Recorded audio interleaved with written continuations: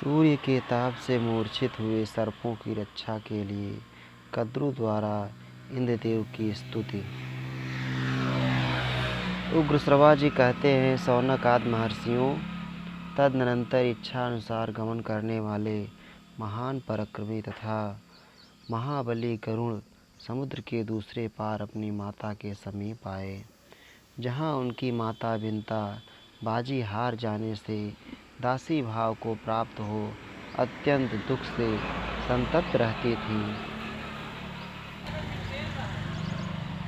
एक दिन अपने पुत्र के समीप बैठी हुई विनयशील बिनता को किसी समय बुलाकर कद्रु ने यह बात कही, कल्याणी बिनते, समुद्र के भीतर निर्जन प्रदेश में एक बहुत रमणीय तथा देखने में अत्यंत मनोहर नागों का निवास स्थान है, तू वहाँ मुझे ले चल। तब गरुड़ की माता बिनता सर्पों की माता कद्रु को अपनी पीठ पर ढोने लगी। इधर माता की आज्ञा से गरुड़ भी सर्पों को अपने पीठ पर चढ़ाकर ले चले। पक्षीराज गरुड़ आकाश में सूर्य के निकट होकर चलने लगे, अतः सर्प सूर्य की किरणों से संतप्त हो मूर्छित हो गए। अपने पुत्रों को इस दशा में देखकर कद्रु इंद्र की स्तुति करने लगी। संपूर्ण देवताओं के ईश्वर तुम्हें नमस्कार है, बलसूदन तुम्हें नमस्कार है। सहस्त्र नेत्रों वाले नमुजनासन सचीपते तुम्हें नमस्कार है। तुम सूर्य के ताप से संतप्त हुए सर्पों को जल से नहलाकर नौका की भांति उनके रक्षक हो जाओ। अमरोत्तम, तुम ही हमारे सबसे बड़े रक्षक हो। पुरंदर, तुम अधिक से अधिक जल बरसाने की शक्ति रखते हो।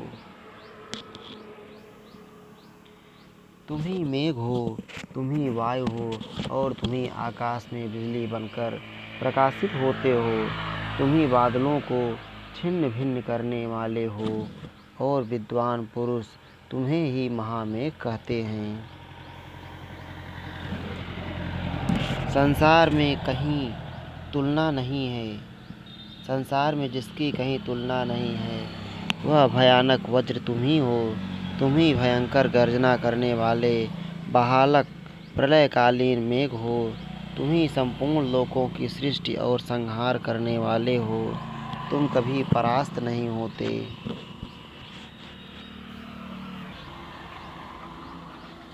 तुम ही समस्त प्राणियों की ज्योति हो। सूर्य और अग्नि भी तुम ही हो। तुम आश्चर्यमय महान भूत हो। तुम राजा हो। तुम देवताओं में सबसे श्रेष्ठ हो। तुम ही सर्वव्यापी विष्णु, सहस्त्रलोचन इंद्र, द्युतिमान देवता और सबके परम आश्रय हो। देव, तुम ही सब कुछ हो। तुम ही अमृत हो और तुम ही परम पूजित सोम हो। तुम मुहूर्त हो, तुम ही तिथि हो, तुम ही लव तथा तुम ही क्षण हो। शुक्ल पक्ष और कृष्ण पक्ष भी तुमसे भिन्न नहीं है। कला, काष्ठा, त्रुटि सब तुम्हारे ही स्वरूप हैं। संवत्सर, ऋतु, मास, रात्रि तथा दिन भी तुम ही हो। तुम ही पर्वत और वनों सहित उत्तम वसुंधरा हो और तुम ही अंधकार रहित एवं सूर्य सहित आकाश हो। तिमि और तिमिंगिलों से भरपूर, बहुतेरे मगरों और मत्स्यों से व्याप्त तथा उत्ताल तरंगों से शोभित महासागर भी तुम ही हो। तुम महान यशस्वी हो, ऐसा समझकर मनीषी पुरुष सदा तुम्हारी पूजा करते हैं। महर्षिगण निरंतर तुम्हारा स्तवन करते हैं। तुम यजमान की अभीष्ट सिद्धि करने के लिए यज्ञ में मुदित मन से सोम रस पीते हो और वखटकार पूर्वक समर्पित किए हुए हविष्य भी ग्रहण करते हो।